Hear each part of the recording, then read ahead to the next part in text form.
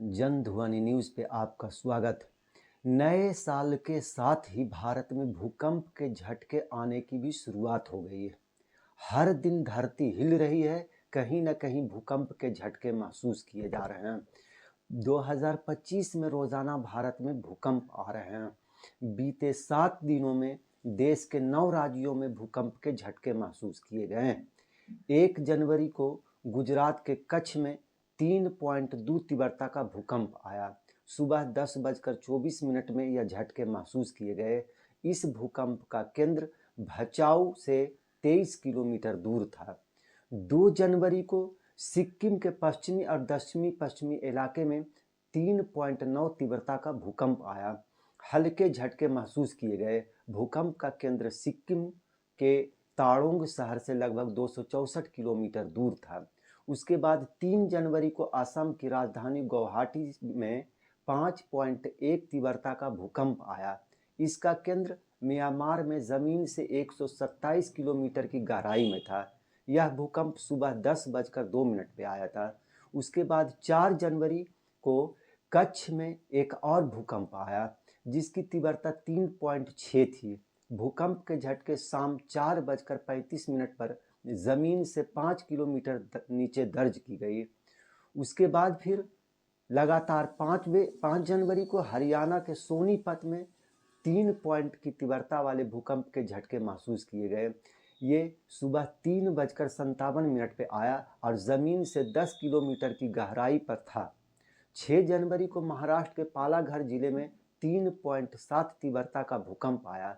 पालघर की डहाणू तालुका में सुबह 4:35 ये भूकंप आया था। जान माल की हानि नहीं हुई।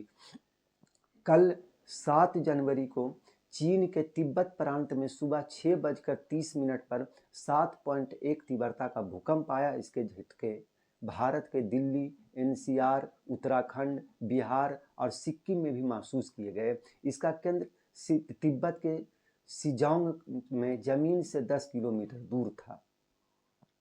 वैज्ञानिकों का मानना है कि ये छोटे भूकंप किसी बड़े भूकंप के आने की चेतावनी हो सकती है। भूकंप 3 तरीके से आते हैं। इनमें से एक है अर्थक्वेक स्वार्म, यानी भूकंप का झुंड। इसमें किसी बड़े भूकंप के आने से पहले छोटे मोटे भूकंप आना शुरू हो जाते हैं। इसमें ये देखना होता है कि ये भूकंप जमीन के कितने नीचे आ रहे हैं। बीते 7 दिनों में आए भूकंप की गहराई 5 से 15 किलोमीटर के बीच।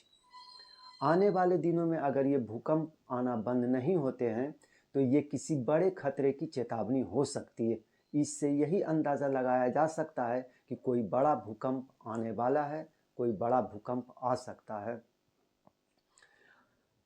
भारत के किन इलाकों में ज़्यादातर भूकंप आते हैं, इस सवाल के जवाब में भारतीय मानक ब्यूरो यानी BIS के मुताबिक भारत को 5 भूकंप जोन में बांटा गया है। इसमें जोन 2 से लेकर यानी जोन 2 से लेकर जोन 5 तक भूकंप प्रभावित क्षेत्र हैं। जोन 1 वाले इलाके में भूकंप न के बराबर आते हैं।